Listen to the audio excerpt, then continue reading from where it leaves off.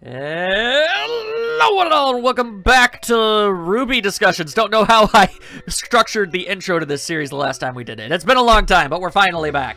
Finally! Yeah, here he is. With me, as always, is the British guy. Yay! The Britman is back. He is. And RWBY along with him. So he's basically Santa, I guess. Ho ho ho! I bring RWBY! That would be the best Santa gift, I'd say. Oh, hell yes. Alright, so we've got a new season of conflicts, all manner of other bric-a-brac. And So I much guess... stuff's happening. Before we jump right in, anything you wanted to specifically bring up or talk about before we start really looking at the episode itself? Can't think of anything in particular. I got a side story for RWBY Rewind, but... Oh. What's wrong? I'm just saying I don't know. Oh, okay. Well, then, we're gonna jump ahead a wee bit, all the way to the technical end of the episode, because that's where the beginning of the episode is, with the theme song. And the intro. The intro, where we will basically get some very good ideas of what we can expect from the season as a whole. We start off, we got RWBY with her scythe, and it's looking all scythy and whatnot, but then you're like, oh dang, look, friendship! Because the team is back together. Yay! And they're smiling again. Begging for that for years. I know, and like, okay, just getting that out there, right out of the way. So happy to see these characters smile again. Me too. It's been so long. Honestly, when that promo art of Blake was posted, that was like my highlight. Blake is smiling in promo art. Yes, love it. And the same with Yang. Yeah, well, none of them were particularly super Wait, happy. hold on. In the promo art, Weiss was the only one that wasn't really smiling. It was just kind of like a... I don't really know what to say. Like, hang on. Let me take a gander. Let me take some kind of gander. It requires me going through several hoops to figure this noise out. Okay, so promo art. Literally, I'm watching a lion tamer hold up a hoop for him. Indeed. That confused me for a second. Okay, but You got this, Max. I believe in you. Yeah, I feel as if Weiss probably isn't as happy as the others, mostly just due to the fact of where they have to go.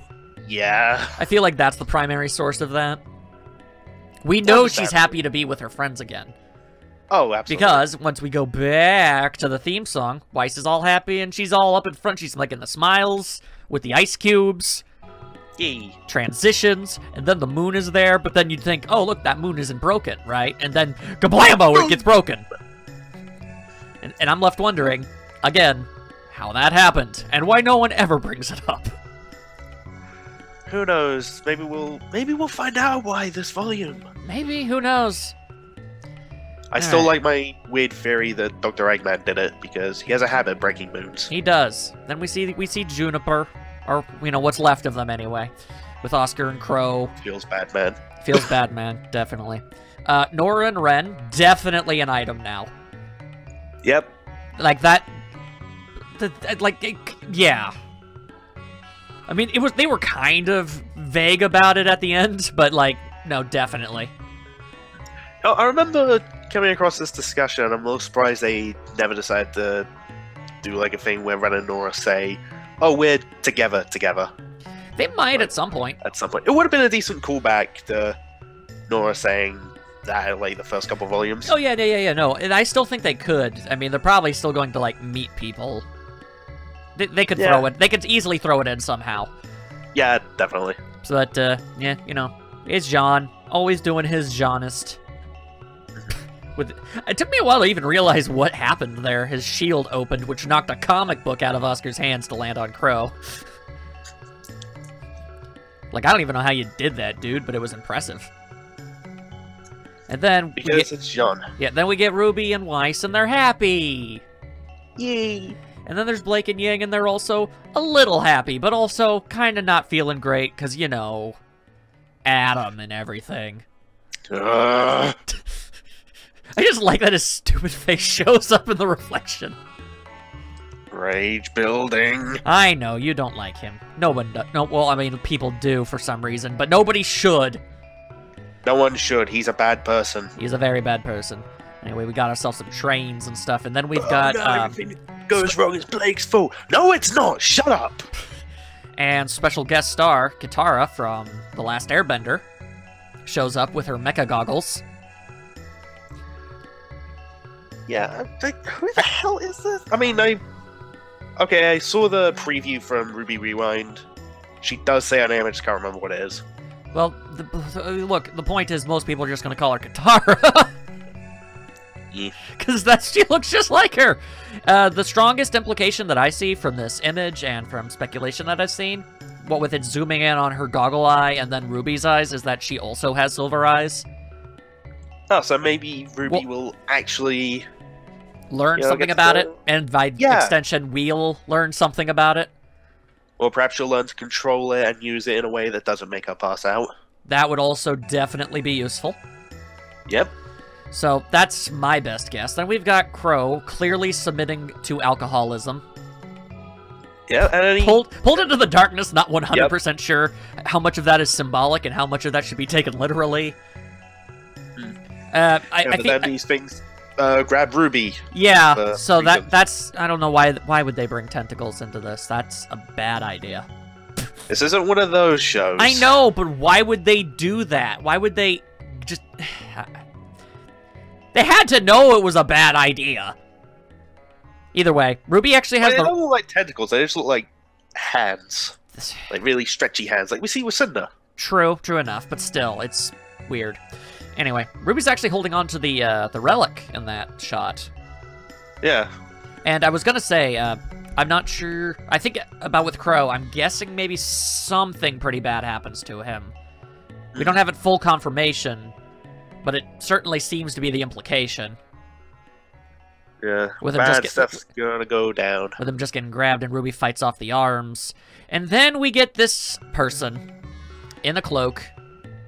Feminine figure, definitely. Yep. Walking around with a bunch of people with umbrellas in the background. And then, inexplicably, Torchwick's bowler hat flies past. Huh. Startling and confusing this person. Umbrella, Torchwick's hat. Who could this be? Velvet. I was about to say, no. It's clearly Neon. Neon Cat. Oh, that's funny. Yeah. Their names are similar. So, I'm willing to completely concede. Chances are extraordinarily high, in every regard, that it's Neo. I know I said multiple times that she would never come back ever. I'm willing to admit, totally wrong. Yep. Surprise, Max cannot actually see the future. I cannot. I legitimately thought they'd have no reason to ever bring him back. Bring her back, specifically. Unless you're a viewer of Death Battle, in which case he can kind of see the future. I can see the future! Oh, we're Vegeta, have a kid! Yeah, that's true. They do. And then Adam shows up again, and he's all like, whoa, look... Crap. Yeah. Then Adam shows up, and he strikes a propaganda pose, showing that he's still probably going to be a problem. We get Hazel, we get Scorpio Man, whoever the hell he is, Tyrion? Lannister? Him? Yeah, Tyrion. Tyrone. I actually know a guy called Tyrone. And for a second I thought we could actually see his tail. We cannot, that's just his hair, that's his hair braid that also looks like a tail. Damn it, I was trying to go frame by frame to see if I could spot like a robo tail or something. Yeah, well I mean it's gotta be something of that effect. And then Mercury, Emerald, and or he gets a Grim Scorpion tail. I mean, apparently that's just something we can do. You never know. Yeah, I mean, it's totally possible. But then we got, like, isn't the Mustache Man, like, all about the building of the things? And didn't she, like, say, make something for him or something? Yeah. So, yeah, it's possible. It's possible. Maybe it'll be a Grim tail, maybe it'll be a robot tail, who knows? Either way, it looks like... Or both. Or both. Why the hell not? It's looking like they're going to be relevant again, thankfully. It's nice to constantly have progress with that. Interestingly, Cinder is actually at no point whatsoever in this intro, which is interesting. Yeah, but from the promo... From the promo art, Poster. she's yeah, like the poster. Oh, she is totally fine. I mean, maybe not... Get into an argument with someone at Comic-Con back in May saying, oh, Cinder's dead. She is not. No, clearly she's not. Like, no body, no thud, no shatter, and we haven't seen someone else be the full maiden yet. Yeah, no. Absolutely no way in hell. And then you see that... If that last one happens, I will absolutely believe she's dead. But for now, I am buying it. Yeah. And then, you know, but it shows all of the various dudes, all the evil dudes. And then Salem is all like, I am upset at this ball! What the ball do to you, Salem? It has very bad reception. Well, fair enough. Maybe you should call tech support. Alright, so here's a question we don't have an answer to. That's a statue of Ozpin. And there's some woman. Who that lady? Standing in front of it. Oh, by the way, go back and look at the statue in Haven Academy that was the secret to the vault. Yeah. It looks like that woman. Okay, well then obviously she's... Well, they modeled an entire character here, so obviously she's important for some reason, otherwise they wouldn't be showing this. I think I saw, like... it was either a tweet or the thumbnail of a video. I just saw it. It was a theory on, like, that being Salem. Maybe. I guess it like, depends... way in the past or something. Well, maybe, but the thing is... Why would it be a statue of Ozpin? He hasn't been Ozpin for like, the longest period. Yeah. That far back in the past, I feel like somebody would be like, man, why don't you age? Regardless, we'll figure out who that lady is, hopefully at some point. And then I'm guessing past lives start scrolling by. I think that's what this is going to be. And interestingly enough, the second person, like closest to the screen, doesn't that kind of look like the floating person from the trailer? A little bit. That people were bowing to? Yeah, a little bit. Yeah. I've cracked the code. So, I'm guessing maybe that's a flashback then? Hopefully, so flashback's confirmed. Nice. Methinks Oscar and Ozpin cannot transform into past selves. Either way, but then you get to Oscar and John is pissed! Yep. Which means, I'm guessing something along the line... I mean, the most obvious answer is some sort of information about Pyrrha. That really pisses him off. Yeah, I can see that, actually. I mean, Jean is not the type of guy to get angry about much. Like, the only real times we ever see him get pissed off in any regard are basically... It's about Pyrrha. Yeah, basically. So, I mean, that's the obvious answer. It could be something else entirely, but it's obvious that there's some sort of secret, or at least something John doesn't know that he finds out and is not happy about. Yeah. So that's gonna be something. Then we get some shots on a train, Crow doing his thing, and then we get the mystery lady again. But the thing is... It's so dark you can barely see what's happening. And she's wielding a sword. And, on top of everything else, skeleton hand. Wait. What if it's not Neo and it's actually Cinder? That's something actually a lot of people are theorizing, that it could potentially be Cinder. Yeah, so this person's either Neo or Cinder. But then, why would they go through the trouble of the other scene? Why wouldn't they just show this one scene? It's like, oh, it's somebody with a sword and a skeleton hand, and everyone's just like, oh, well, that's... Maybe they put the hat in specifically to make it confusing? Maybe. Actually, now that I think about it, let me go back a bit. I want to see something there. Okay, so there's the outfit that person is wearing. What I want to know is... I don't think it's a one-to-one match.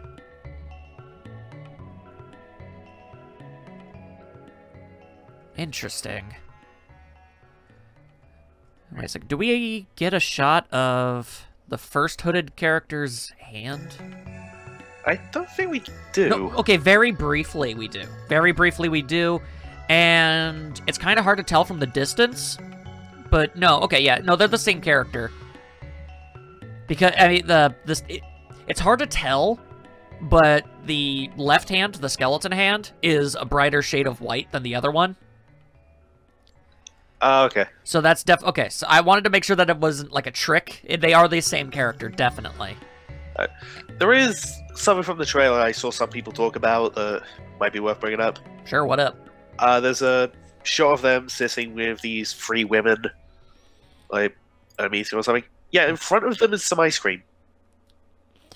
Well, so either that could lead to the whole Neo idea. Either Neo is going to come back, or they just really love the idea of taunting people about it.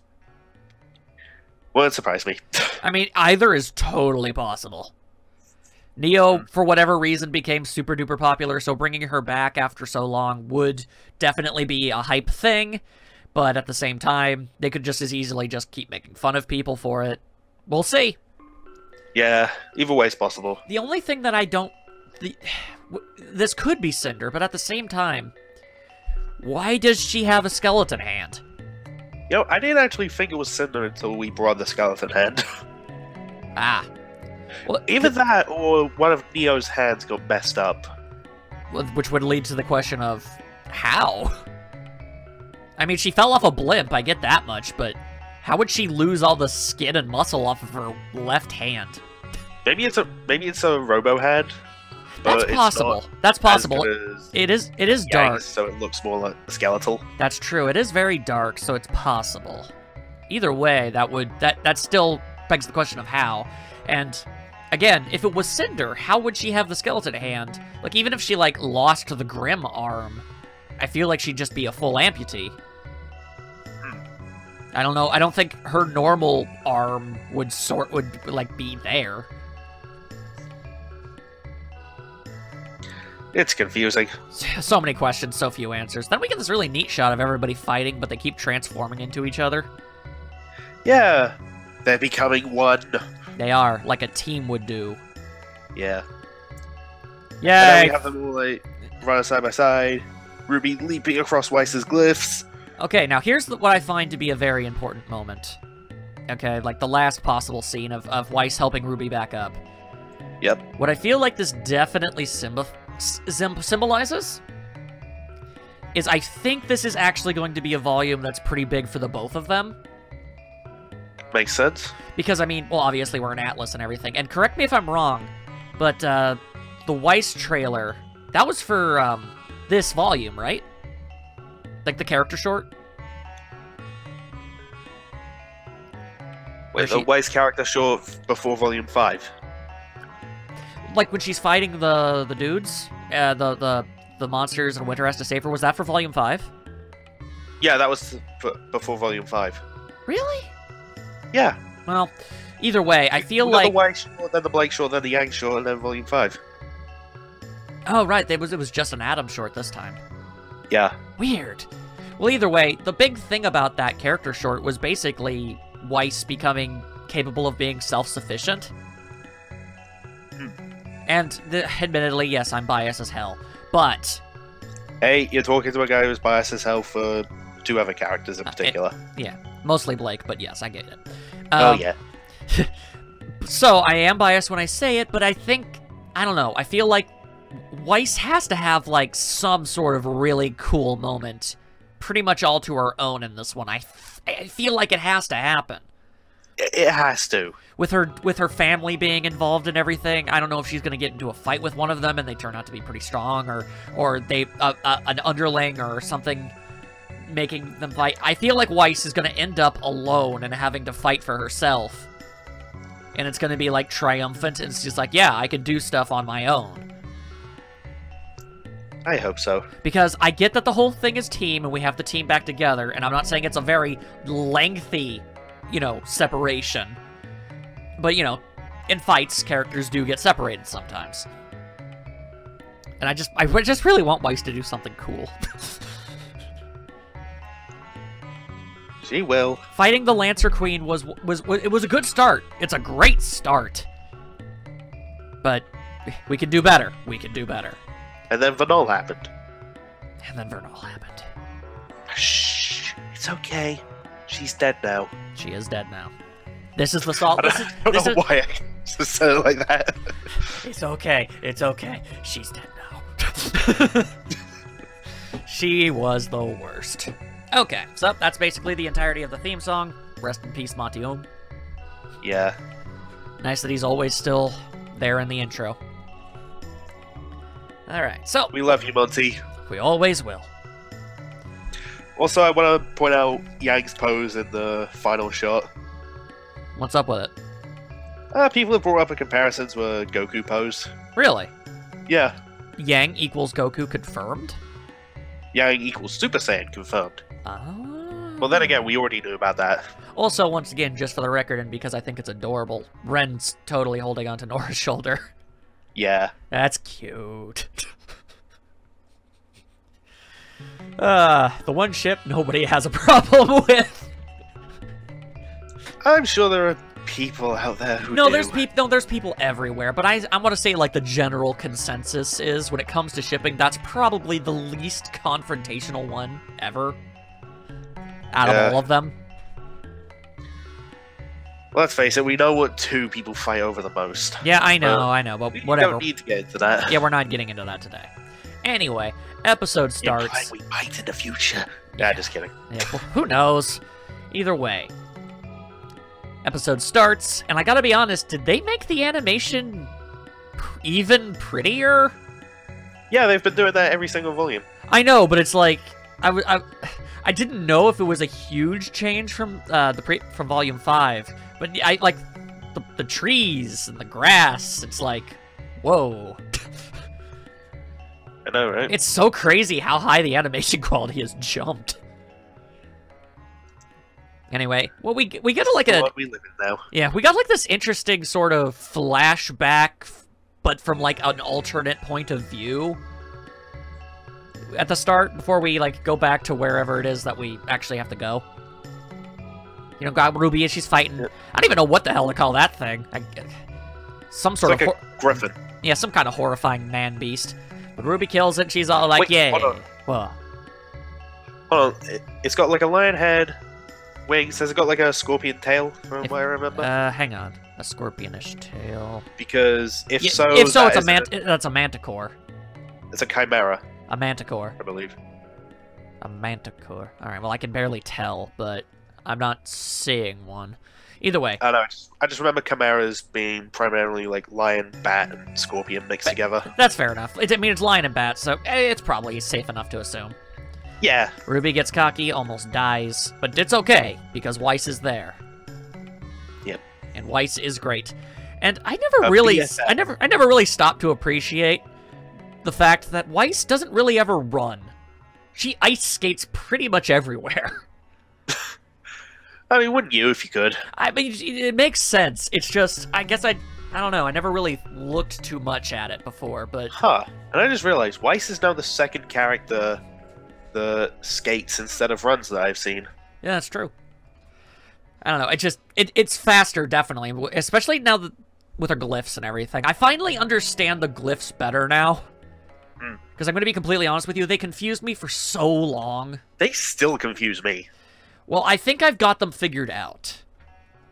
Okay, because, like, because, you know, she has the different ones, and they do different things, and it confused me. That's because she's... different, like, platforms and whatnot. Yeah. But I just realized the normal white ones, I think, are her standard semblance. All the other ones we see are dust-infused. Kind of like, remember how when Blake used her shadow clones and left, like, fire and ice clones behind? Yep. So I'm feeling it's probably the exact same thing.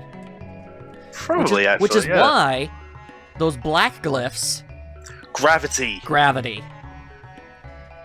Ah. And that's why it's able to be used to, like, you know, keep people to walls and stuff.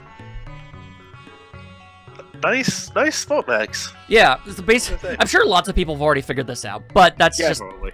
I'm just happy about it. Also, you might want to do something. You're kind of quiet, dude. Okay, hang on, I'll put my other headphone on. It usually Makes me a bit louder. There you go.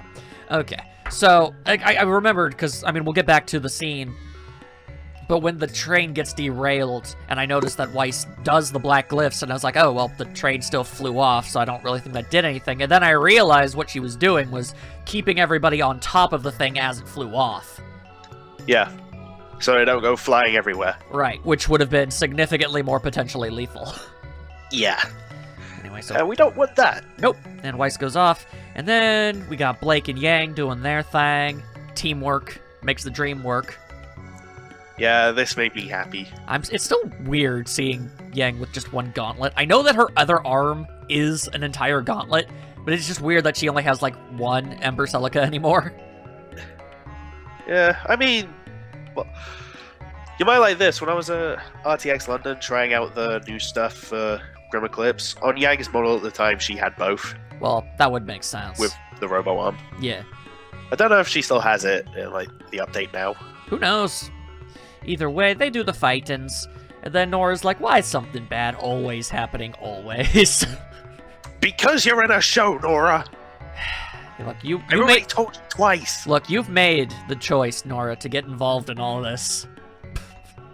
If you wanted a chill existence, you would not have done this. Yep. And it looks like John has really fully embraced the idea of just being full-on support. Because his primary way of doing just about anything in this is shielding other people from attacks. Yeah. He's like Ryan Hart. I am your shield. I mean, pretty much, and that's not a bad thing at all.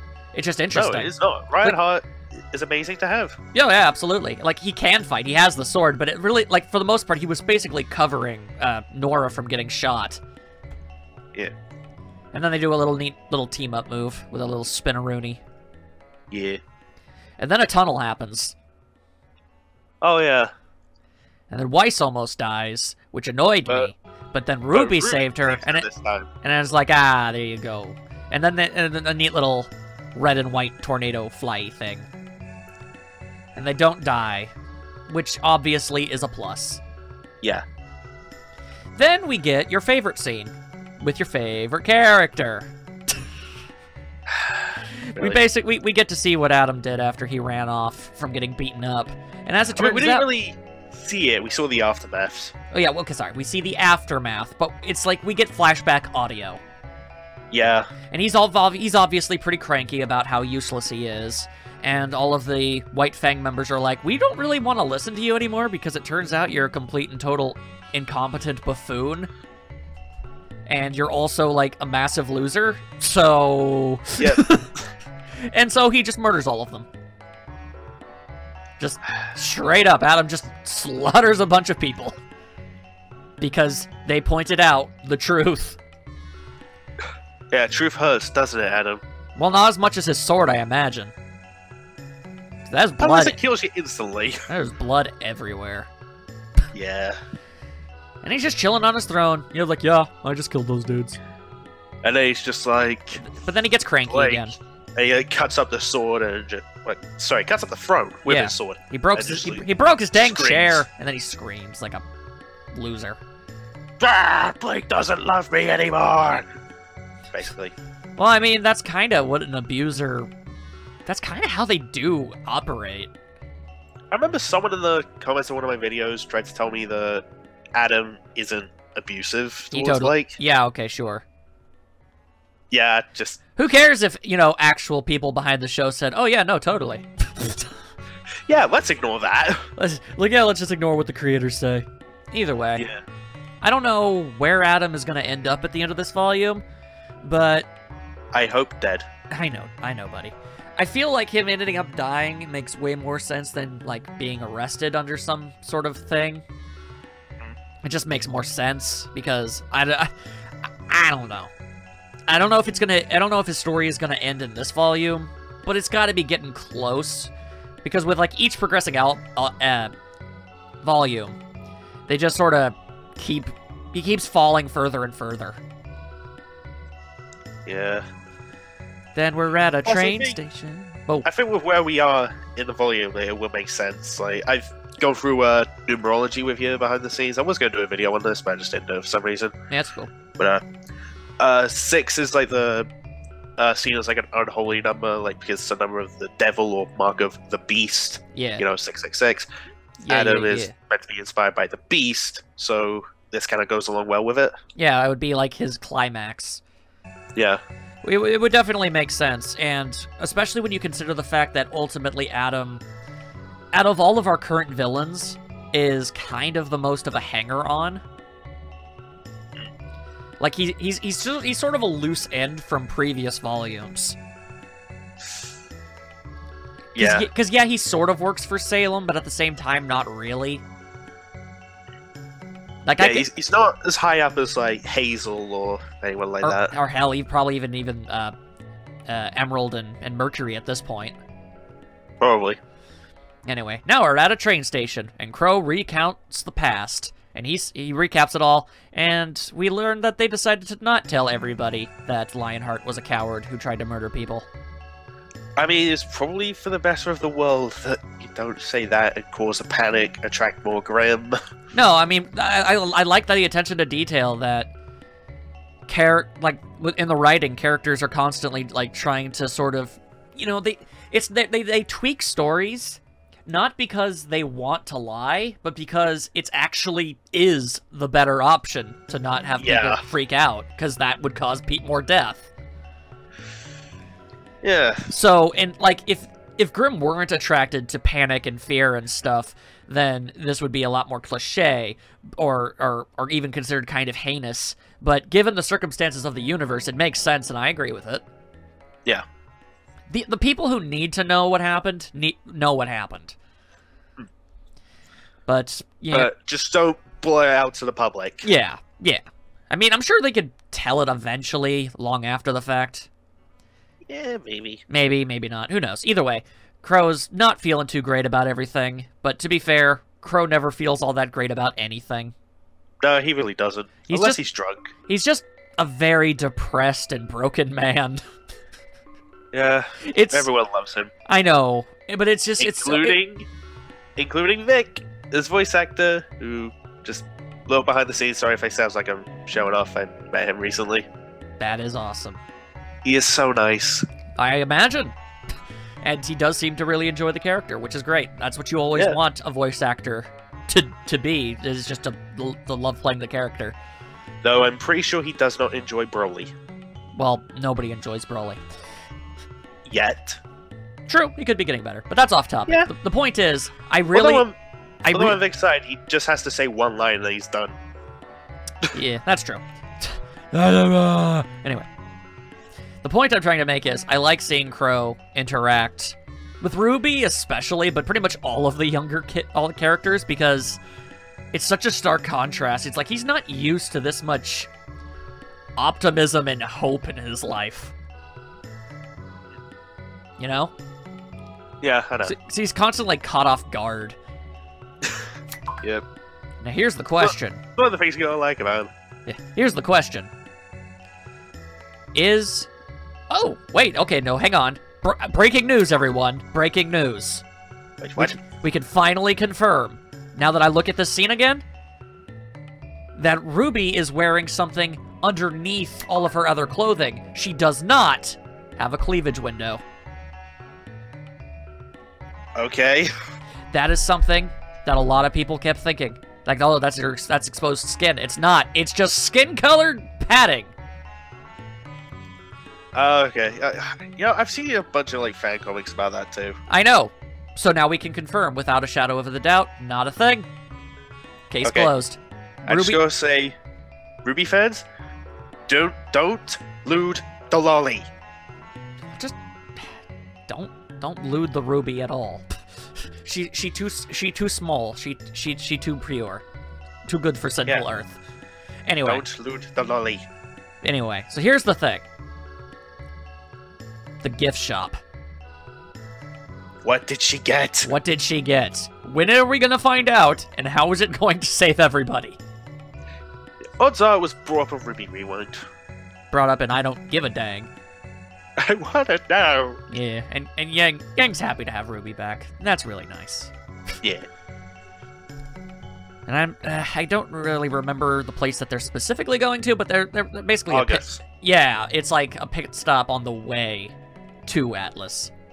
Which Weiss is not happy to go to. As she definitely shouldn't be, because, wow, you know, I kinda went on a Metal Gear mission. I was sneaking about, you know?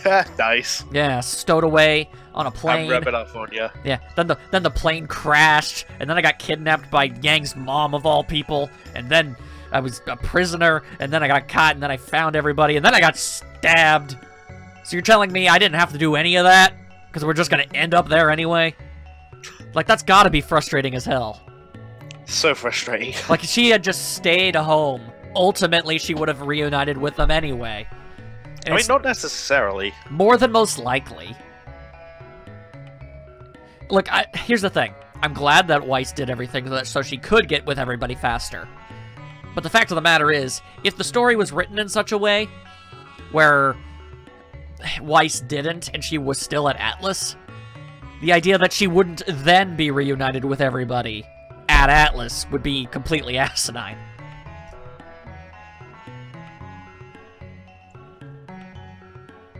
You still there? Yeah, I'm still here. I'm just not sure what to say. Okay. You gotta give me more to work with, buddy. Anyway. Ruby assures Weiss everything's gonna be A-OK-O. Yeah. And Weiss is like, yeah, okay. I'm slightly less pissed off about the fact that I'm going back. And a couple other people show And then a up. couple of guys who were up to no good. Starting causing trouble in the neighborhood. Yeah. And I don't know. They're just overconfident braggarts. No good. They stupid. As soon as I saw them, in my reaction, I said, they're going to be the first to die, aren't they? Well, one of them probably is. Oh no, one of them definitely is. I mean, he fell off, so I'm assuming that guy died. The guy with the electro bat, which is a shame because an electro bat sounds wicked awesome. It does. Also, this is the most... I just paused it because I'm going through it, and I paused it, and Ruby has the most amazing face of, like, oh my god, seriously, that I think I've ever seen before. Don't they all have that? No, they all have a great face, but Ruby definitely has the best one. Yeah. We get another trademark Weiss eye roll, which is great. You love those. I do, because they're sassy. It's just, I don't know. I just like them. Anyway, Crow shows up and he's all like, yo, quit being creepy, you creepers. And then like, Ruby and Yang start doing those poses. Which are funny as hell. And then Crow's like, hey, yep, I outrank you in every conceivable way. Also, you're doing your job wrong. So that's some good times. And then Oscar gives another burn. It's like, it's a good thing we're saving the world, not them. Yep. Then they get on a train. Well, before that... Oh, right. No, they don't get on the train because Blake happens. She has to say goodbye to some people. She does. All right. Shout out to Ilya for actually showing up long enough to say goodbye. Did not know that was going to happen. I did. Well, I don't know. I figured they'd probably just left already. I had no idea how much... I had no idea how much time passed. Yeah, stuff came out from New York Comic Con.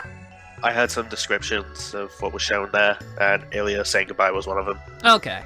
Well, I'm glad that they did, because for all of this, the stupid nonsense that Ilya was involved with, and quote-unquote did, and everything and all that matter... What? Sorry, slight audio spike. Yeah, sorry. Despite everything with Ilya, I do actually kind of enjoy her as a character, and I'm glad that if she... I feel like she might show up again, but even if she doesn't, this is a decent enough send-off. Yeah, it is. Basically saying, yeah, your dad's basically making a new White Fang, it's gonna be better. I'm gonna help him out. And racial relations with everybody is actually, like, really good right now. Yeah, I really like that. I'm very happy to hear that, you know, humans and faunuses are, at the very least, being less volatile right now. In Mistral. It's a start. Yeah, it's progress. Anything is good. And then we get hugs, and hugs are nice. Yeah. Does Blake actually hug back? She does. She does! Of course Blake is gonna hug back. Well, I don't know. Blake's awkward. So are me and you, but we would probably hug each other back. That's true. I don't know. Either way. doesn't want to go, but hey, yo, I was like, yeah, sorry, but I gotta go. My team needs me. I'm a kitty cat, and I got ninja things to do. She does. And then, just in case you thought that he would not show up, he does. Sun shows up.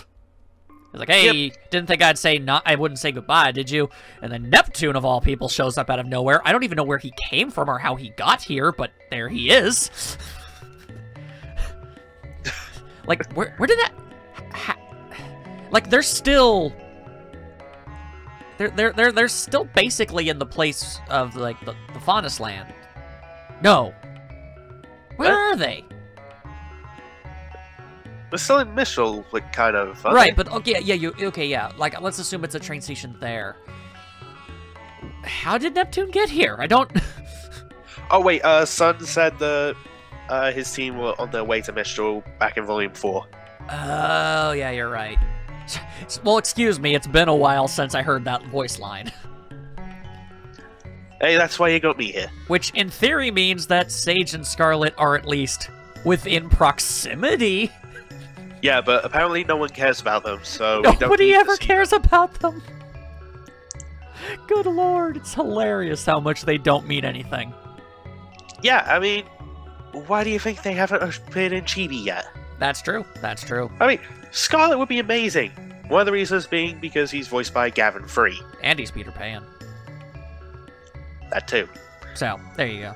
Anyway, Neptune gets all up in Sun's grills, like, yo, talk to Blake and stuff, do the thing.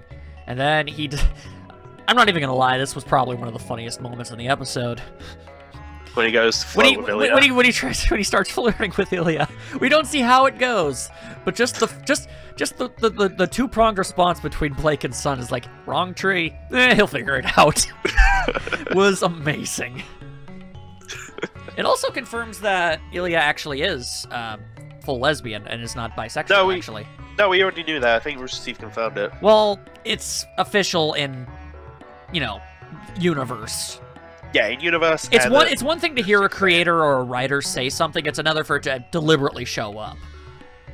Yeah, true. I'm just. Either way, it's not a big deal. Nobody's treating it like it's a big deal, and I'm totally happy about that. It's just a thing that she is about, but it's not what makes her character. It's just a trivia note. Yeah. Which is how I feel like this should always be in the process of normalizing things. Either way, off he goes. Good luck with that, Neptune.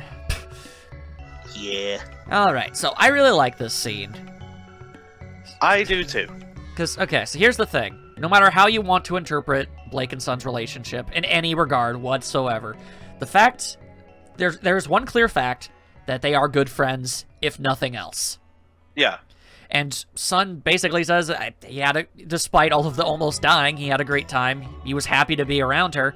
And the entire reason that he was hanging out with her so adamantly was because she was completely alone otherwise. Yeah, and she did kind of need someone. She needed literally anybody, otherwise she probably would have just stewed in her own misery and stayed back. So no matter how you look at it, Sun helped. Yeah, I've been there. It is not good. Yeah, so Sun definitely helped her out. But his philosophy is, all right, so now that you have your team back, and I know you're in good hands, I know you don't need me, but boy, you know who does? My team. Who I left to stalk you around the world. Okay. When you say it that way, it sounds horrible. I was trying to joke around. I know, but I'm just saying, it's not stalking. It was a place of genuine concern. Either way, so, I liked his philosophy. Blake is sad to see him go. But then Sun says, don't worry, you'll probably see me in the future. And, obviously. Yeah. I think I've heard Michael say that Sun's gonna get more development, but now he's just saying goodbye. Well, yeah, he's gonna get more development, just later. I mean, yeah. It makes sense from a story perspective, because if they kept him, that's even more characters, and with the team fully reunited, and with the rest of Juniper too, it's like there's a lot of cooks in the pot. So yeah, so many. So a legitimately good story reason for Sun to not be with them is totally fine by me. Yep. And I just want to say, I called that months ago. Yeah. That he's probably going to go to Vacuo. Yep. And RWBY and whatnot are going to go off on their own. No. It was you did. It was a good call. Yeah. And it makes sense. And if we never see him before this, we'll definitely see them when they inevitably have to get a relic in Vacuo. Yeah. Like, that's, without question, going to have to happen, because that's the point. They're going to be going to, like, every kingdom at least. Yeah. And if they're in Vacuo, they're going to find him. That's just, that would be stupid not to. Yeah, and I imagine that's where his development is really going to... Yeah. But it's okay to take a break from certain characters. Yeah. So, I like Sun, and I'm glad that he's doing well. They say their goodbyes, and then, because you misinterpreted this, I feel like I should just point out specifically what Sun means when he says, it was never about that to Neptune. When he says, it just sounds like you're letting the girl go. And he's like, no, it was never about that. Basically, what he meant by that was, he didn't go after Blake and do all of the things he did for the purposes of trying to romance her. Yeah, if he did, I would have had a massive problem with it. Yeah, that would be like premium, like, nice guy territory levels of scum. But that's not what Sun was doing. He knew a friend of his that he's close with needed help, so he helped her. Yeah, I know. I just misinterpreted the line like an idiot. No, it's okay. If you misinterpret it, somebody else might have as well. So I'm just wanted to, clear the air with that one. Okay, yeah, good point. Okay, so that's just the thing. In general, Sun is a good guy. I just feel like that's a safe thing to say at this point. Yeah. Anyway, then we see Katara walking away, walking past things, and we get, like... Okay, I have to admit, I haven't watched Avatar, so when you make that reference, it doesn't really... Disgusting. Absolutely disgusting. Disgusting! Anyway, we get a really neat thing. At least I know Toph, and she's awesome. Yes, she is. Anyway, we get a really, really neat little moment where they're all on beds, and it's like their old room. I know, right? And I was like, oh, that's nice. Like, White Rice reading a book, but then the cape comes down, and she's all like, get that cape out of my face. Ruby's just playing games, and everyone's just chilling, and it's nice. It's a change of pace. Just a brief homage to the past. Yeah. Blake, clearly still suffering from intense levels of guilt for, well, not even just leaving, but still, the arm thing, too. Wouldn't you, though? No. It's 100% completely justified and understandable, and as Yang said, everything's fine. It's just going to take a while for things to go back to normal. Yeah, but... Okay, I just love that Yang said that she's just happy that they're all together. Yeah. Everything seems good. Absolutely. It is nice. There is no straight-up conflict. Like, it's weird, is basically the best way to say it. It's like, alright, our relationship right now is weird, but it's on the right track and things will go back to normal. Yeah, I'm happy about that. Yeah, so that's good. There's not going to be anything... There's not going to be, like, Yang pouting about and being distrustful of Blake. Although I did hear, apparently this volume, Yang's going to have to work on her forgiveness skills. Well, it's totally possible that she still holds a small amount of resentment. It would be hard not to. But she also realizes how bad Blake feels about it and everything. So I could see maybe some sort of event happening later in the volume where they do get into some kind of conflict again and it all comes spilling out. Yeah, like, emotions are high. Yeah, when emotions get high, something might happen, and they're finally forced to, like, put the whole thing to bed. So, that's my theory. It sounds like something that would happen. We'll see in due time. Although, then we get the absurdly adorable image of RWBY and Weiss. They just, hello! That is so cute. I love that so much. Yeah, it's a really, really good picture. Yeah. And then violence happens. And we go back to basically the scene that was at the very beginning of the episode. Although we get the different perspective of now we're following Oscar instead. It's pretty cool that they found like a way to have us be able to see both sides of the thing without it being kind of confusing. Yep. Oh, and then guy with electro bat gets knocked off the train. Well, he doesn't get knocked off. He gets grabbed by a monster and then flung. So he's dead. Cool that. Well, I mean, we're definitely never going to see him ever again, so it's safe to just assume. And then again, I guess RWBY did specifically say don't let anyone else die. Yeah. And that you could infer that as things from the past, but let's just assume that guy did die. I remember seeing some people freaking out, thinking, "Oh god, that means more of Juniper are gonna die."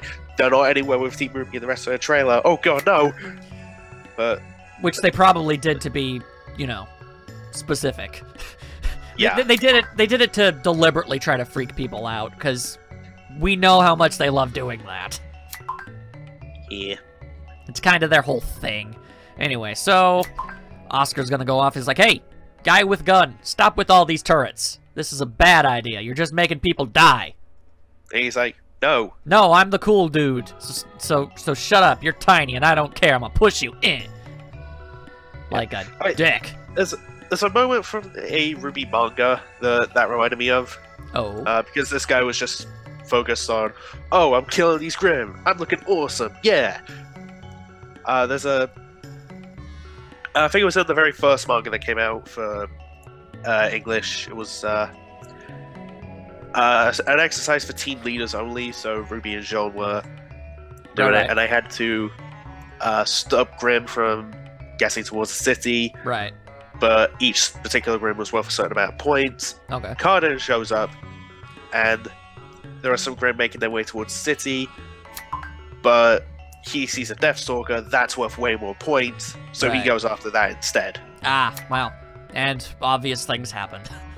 Yeah, but RWBY and Jean, they focus on, like, protecting people. Yeah, you know, what was probably the actual point. Yeah. Anywho, the tunnel happens again, and Gun Guy gets his arm all busted up. Yeah, how, like... Which, I gotta be honest, the way it was framed and the way it looked far more like like the arm would have probably just gotten snapped off. It should have. Like, I don't think you would have just had the arm be broken. I'm pretty sure it would have come off. Like, it was just a bruise that he had. What?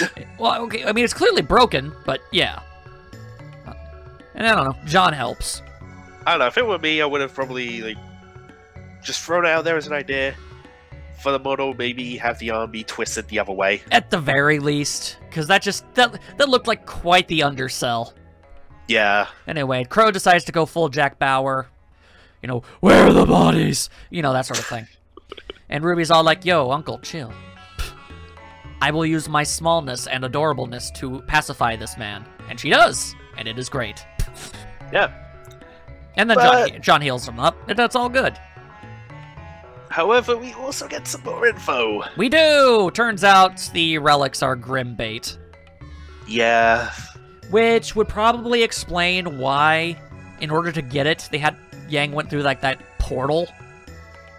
Yeah, like they kept in another dimension. Like another dimension or something, whatever. So, like, and it's sealed off so that whatever Grimm attraction ability it has just doesn't work. Because otherwise, why would you make all these places Grimm magnets? That would be a horrible plan. So that makes a lot of sense. Either way, people would have been helpful info before. Yeah, definitely. We could have, you know, maybe better planned it. Either way, everyone's kind of upset about that. Understandably. As they should be, because we're constantly trying to sow the seeds of doubt and question Ozpin all the time. Look, I'm sure he does still have some secrets, and I'm sure not a lot of them are... definitely does. And I'm sure a lot of them aren't good. But I do believe that everything he's doing is his best effort to accomplish the best possible outcome. I feel like he's just made some bad choices. Yeah, I mean, he did say it. Yeah, he admitted it. That he's made more mistakes than anyone on Earth. Yeah. Well, in Remnant, I mean. Yeah. Same diff. Yeah. And then they decide, all right, we're going to have to split up, so we're probably not going to see the rest of Juniper for a little while, but that's okay, because we do really... It is a good idea to focus on, specifically, Team RWBY and, you know, the people that are, like, most important right now. Yeah. As much as I love John, Ren, and Nora, they are side characters still, technically. Yeah. And we can go without them for a while. I mean, the whole reason they were with RWBY was so that RWBY just had no one to talk to for all that time. Plus, another way of looking at it is that, hey, they're safe. They are completely safe. They are. Also, we get to see another example of Jean and what his semblance really does with aura amplification and everything. Yeah, so he can turn someone else's semblance up to 11. Right, so he can make someone's superpower even more amazing, which that in of itself is a pretty great semblance, actually. Yeah. So I wonder, does he have to maintain contact with them in order to keep that up? I don't think so, because he didn't do that with Weiss. Good point. And I imagine if he trained it more, he'd probably be able to increase its range. I just imagine. Oh my god, he makes RWBY light speed. Possibly, who knows? The point of the matter is that healing is just kind of a byproduct of it, because he's like, all right, I'm just gonna supercharge you, and you know, aura heals, and it's a shield and everything. Yeah. So it heals wounds and stuff, so that makes sense. And that all makes complete sense. Anywho, it was really cool seeing Ren have a supercharged one. Yeah. It's also just really nice to get a full idea of what his power really does. Like masks emotions. Like, yeah, it does, and I get that, and it makes sense, and we knew that, but the full extent of it, I feel like this really solidified exactly how it works. Also turned the train gray for some reason. Well, that's just for the purposes of showing you its area of effect. Yeah, I know. It's just visual flair, so we know something happened, because if there wasn't an effect, we just see Ren staring intently and nothing happening. Oh yeah, and then Blake has a brief flashback when she cuts off the train. Dark. So, there's that, and the thing in the opening with Yang in the reflection. Yeah. I'm sensing... Whoa, God. What if that thing you spoke of with the whole, like, emotional thing with Blake and Yang... What if Adam then shows up immediately during that? It is upsettingly possible. The way the intro makes it all look, I feel it's possible that it won't, obviously. But I'm willing to wager that the whole Adam and everything about him subplot is probably going to mostly get wrapped up in this volume. I hope so. Like, because yeah, I know. Either way, I feel like he'll get out of the picture, and Blake will be able to more solidly move past him and move on with her life entirely. Same with Yang, because obviously she's still, you know, affected by the fact that she lost her arm and everything. So I feel like putting him away and ending that story and finally letting them start healing properly would be a good call. Yeah, absolutely. And I just want to throw this out there. I'm not necessarily rooting for Blake or Yang to kill Adam. I mean, I feel like I feel like the most likely situation is they kick his ass. He tries to. He gets himself killed. Yeah. Because it's not like Yang or Blake to just straight up kill anybody. Because Blake could have when she knocked him over. She didn't, though. Also, I just realized on Ruby's scroll, with her local comms and everything, that's everybody's, those are everybody's old renders. Oh, yeah. It's like Season 1. And I like that. It's like they haven't updated their profile pictures yet. They haven't had time to do it. Yeah, so anyway. There's more important stuff going on. Yeah, Juniper and the civilians escape. Everything is good. Right. And now we get awesome fight scene, which is something everybody wants. Yang just freaking grabbing the bull by the horns, literally, and uppercutting a fool. That is just next level awesome. I don't care what you have to say. Like, I constantly underestimate just how freaking buff Yang actually is. Yeah, you kind of do. And I gotta be honest, it kind of bugged me, this scene, because Yang does something really freaking cool, and then Blake does her thing, and she cuts the tail off, and it's really cool, and then RWBY does something really cool, and Weiss doesn't. Weiss does not get a moment. He'll come. I mean, she helps in part of the group, but she doesn't do a solo thing really coolly like the other three do, and that's very frustrating. Either way. I want her to have her times to shine too. Yeah. Either way, Oscar's managing. They beat up some dudes. Everything works out pretty good. But then we got the super big boy. The super biggest boy. And we got a bunch of team moves, which I'm down for. I really did like Blake and Yang's. Blake and Yang's, while cool, also seem kind of somewhat unnecessary. I mean, I get it. But it's just funny that basically Yang's contribution to the move is punching Blake's gun so that it goes further. Though, that being said, when they started pulling on the ribbon of Gamble's Shroud, I thought they were going to pull it so hard that they would just tear the thing in half. I feel like, while powerful, the two of them, I don't think they're quite that strong, at least not on a Grim this size. Like, a smaller Grim, I could actually see Yang being able to rip in two, perhaps. But in this specific one, I mean, if they could, I feel like they would have just done that. Yeah. But then Weiss does get to do something neat, and she freezes the wing solid, and then they'd shatter. Because RWBY shoots them. Well, yeah, but I feel like anything would have made them shatter. Oh, yeah. I feel like Weiss could have poked at them really hard, and they would have broke. Maybe that could be something cool that she does. She freezes a Beowulf solid and just pokes it in the eye and then shatter. The fact of the matter is that Weiss basically has Sub-Zero level freezing abilities. Yep, because being able to shatter something like that, it requires something to be colder than actual science allows it to be. Yeah, minus 6,500,000 degrees Fahrenheit. Right. Or 13,000 times colder than absolute zero. And I get that the Grimm aren't, normal. They're strange creatures that don't have aura and stuff and everything. But I still feel like if someone's aura, depleted, and I don't see Weiss ever doing this because that sounds horrifying, but she could do that to a person. Huh, you've just given me a weird idea if Weiss appeared in Death Battle. Maybe that could be her finisher if she wins. I mean, it would be a less brutal way for her to do it, I guess. Regardless, though, we saw Raven at least partially freeze Cinder. And again, we know she's still alive. She has to be. But yeah, she has to be. I feel like the possibility of Weiss being able to freeze somebody to the point of shattering like this is possible. Yeah. All right. I just wanted to make sure that I got that with you.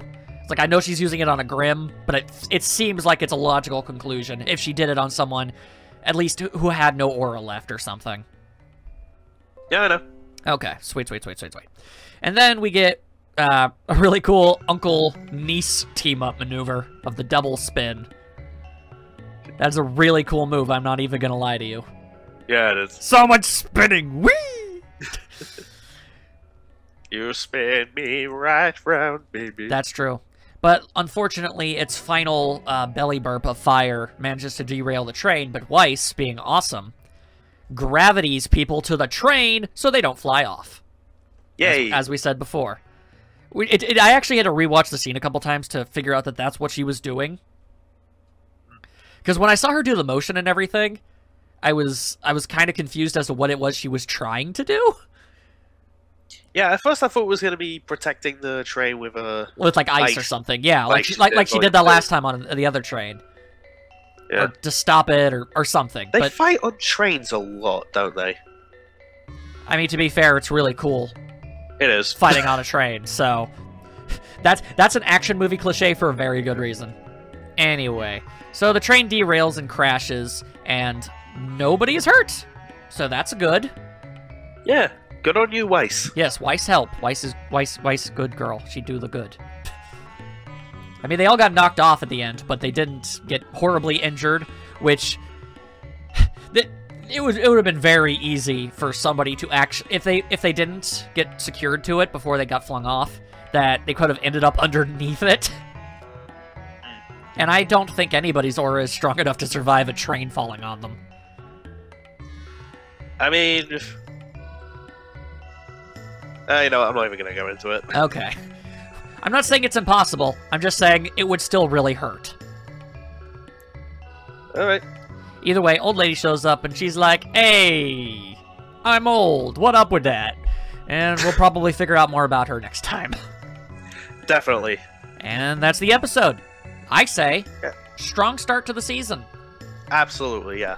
I'm feeling hype. I'm feeling pumped. I'm feeling like this is gonna be some good times. Well, I feel like the drama and everything is still going to obviously play a factor in everything. I feel like we're going to get a bit more lightheartedness and straight up like action set pieces than we did in the last couple of volumes. Now that the team is back together, I feel like that's a safe bet. Yeah. Also, I just want to throw this out there. Apparently, Blake doesn't give a crap that it's cold. Nah, she kitty cat. Kitty cat don't give a dang. I mean, don't be wrong, Max, you even brought it up in a video once. I think me and you have that same trait. That we can't really feel cold much? Yeah, pretty much. Yeah. Like, I can stand in snow with short sleeves and shorts.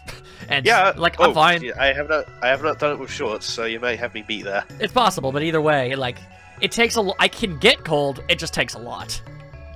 So, yeah. I don't know, Blake could just be something like that. Whereas Plus, keep in mind, it's colder on my side than it is yours. That is true. You gotta take that into consideration. And, which is funny because Weiss, you know, was like, alright, I'm gonna put some tights on. And wear a scarf. Which is adorable. Just like her grandfather. She's adorable! You can't tell me otherwise. I'm not telling you otherwise. I don't know. I feel like you're judging. I'm throwing out a reference! Like a judgy to her man. Grandfather. Like a judgy man who judges about things. Anyway, before we sign off, anything else you wanted to say? Well, there's the preview. Oh, yeah! For the next episode. I was able to watch that. Just throw this out. The reason I wasn't able to watch RWBY Rewind. Was because the clocks changed over here. They went back an hour. Womp womp. So, when I saw them say, oh, it starts 2 p.m. Central Standard Time, that for me is usually 8 p.m. So, I go on the site 8 p.m. looking for it, it's not there. Yeah, it turns out for me it started at 7. Wow. Well, at least you were able to get in quick enough to see the preview. Now, lay it on us. What's up? What's happening? Actually, I wasn't able to watch it live. Someone posted it on YouTube. Well, that's not very cool of them. That is stealing. Yeah. Well. Then again, didn't me and you do the same thing with Death Bell? To an extent. Yeah, but we didn't post anything until it was public. Yeah, true. It's kind of a different thing. Well, whatever. Yeah, you know it. You know it. So. The person. So. Yeah, you know you saw it either way, so you might as well, you know. Yeah, and the quality wasn't that good anyway. Well, what did you see? Well, RWBY getting up, the relic on the ground, like we see in the trailer. Yang trying to get her bike out of the snow, just talking about how bad the situation is and how they're now stuck with some defenseless old lady. Who probably isn't. She falls down, and then the bike falls down. Yeah. And the old lady says she's not defenseless, she's just hard of hearing, and blind without the thing she wears. Well, I assume she had them for a reason. And it's just like, okay, now I'm seeing your point. And that was it? Crow's talking about how they can't get, too bad right now. Someone, I forget who it is, brings up that they're carrying around the relic, which attracts Grimm. And Yang's up to husband, like, what happened to no more half-truths, no more secrets. And Oscar's saying it's time for, like, Oscar's saying it's time for an explanation, and then he Yu-Gi-Oh! Shifts into Ozpin, and I believe it ended with Ozpin saying he didn't lie. We shall see soon enough. What are the odds it's going to be like that classic moment in like How I Met Your Mother where Marshall's like, technically, I didn't lie. And then we see a flashback of like what he's doing. It's not technically lying. It's true. You could, I think a lot of other people would equate it to Obi-Wan Kenobi. It's true from a certain point of view. Yeah, it's like, what I said was true from a certain point of view. and then he just breaks out in song. That's a different thing. But yeah, basically that. Okay, so that's an hour-long discussion right there. I mean, that's how long these usually are, and I assume with like Persona music, probably. Maybe. I don't know. Why you gotta call me out like that? Honestly, like, okay, after we did all those, and when Cross Tag Battle was coming out, I was like, you know what? I'm gonna try and look up these Persona 4 people, see what they're all about. And I watched your Let's Play, and when I heard the music from the game, I was like, wait a minute, I know that music. Yeah, I was like, wait a second, that's where he got it. Yeah, but there's probably Persona music. It's a good soundtrack. It is. Okay. Also, I'm so happy I watched your Let's Play, because if I didn't, when I played the story mode, I would have been so confused. Yeah, they don't even try to explain anything about Persona 4, or its characters, or how it works. Nope. And from an outsider's perspective, that would have been really, really confusing. Yeah. Anywho, alright. That's the first episode down. And now we just gotta wait another week for the next one. So many more to go. And we're actually doing them for the whole volume this time. Oh yeah, I guess we did. Yeah. Just at some random point. Yeah, you're right. This is the first time we're actually on a consistent thing. It's neat. Yeah. We're gonna keep making this a thing. Hope you guys enjoyed yourselves, and we'll see you next week. And who knows, maybe, possibly, no promises, another person, maybe, I don't know. I don't know, we'll see. Bye-bye. Bye.